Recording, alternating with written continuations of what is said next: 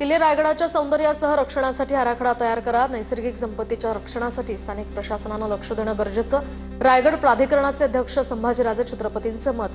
रायगडासह 13 किल्ल्यांचा जागतिक वारसा यादीमध्ये समावेश झाल्याबद्दल संभाजीराजेंनी मानले आभार। नागपूर महापालिकेला मानवाधिकार आयोगाकडून नोटीस। तर अंबाझरी पूल ते मेट्रो स्टेशन दरम्यान सिमेंट रस्त्यांवर पडलेल्या भेगांमुळे अपघात वाढले। मुंबई अहमदाबाद महामार्गावरील हॉटेलवर मराठी पाट्या लावण्याच्या सूचना। मराठीत न लावल्यास त्या ठिकाणी खळखट्या करण्याचा मनसेने दिला होता इशारा। पोलीस निरीक्षक अजय गोरडे यांच्याकडून मराठी पाट्या लावण्याचे आदेश। बुलढाण्यामध्ये लोणार तालुक्यात झालेल्या पावसामुळे सर्वत्र पूर परिस्थिती निर्माण। तर परिसरातील शेतीचं मोठ्या प्रमाणात नुकसान। कासारी गावाजवळील रस्ताही खचला। परिसरातील दळणवळण विस्कळीत। तात्काळ हा रस्ता दुरुस्त करण्याची नागरिकांची मागणी। नाशिक शहरामध्ये धार्मिक स्थळांवरील 338 अनधिकृत भोंग्यांवर कारवाई। तर विधानसभेमध्ये आमदार फरांदे यांनी ध्वनी प्रदूषणाच्या मुद्द्यांवर लक्षवेधी सूचना दिली होती।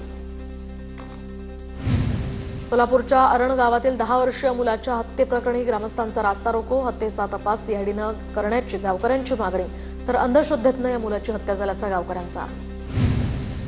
बुलढाण्याच्या खामगावमध्ये गाय चोरल्याच्या संशयावरून तरुणाला तिघांकडनं बेदम मारहाण। धर्म जाणून घेण्यासाठी तरुणाचे कपडे सुद्धा काढायला लावल्याचा प्रकार।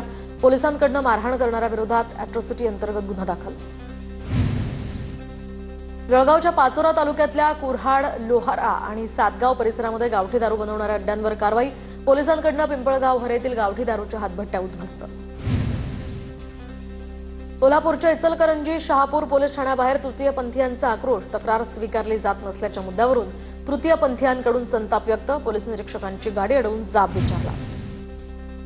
सोलापूरमधील माढ्याच्या शाळेत दुसऱ्या मजल्यावरून पडून विद्यार्थ्याचा मृत्यू। स्वप्नील शिंदे असं या मृत विद्यार्थ्याचं नाव। टेंभुर्णी पोलिसात घटनेची नोंद।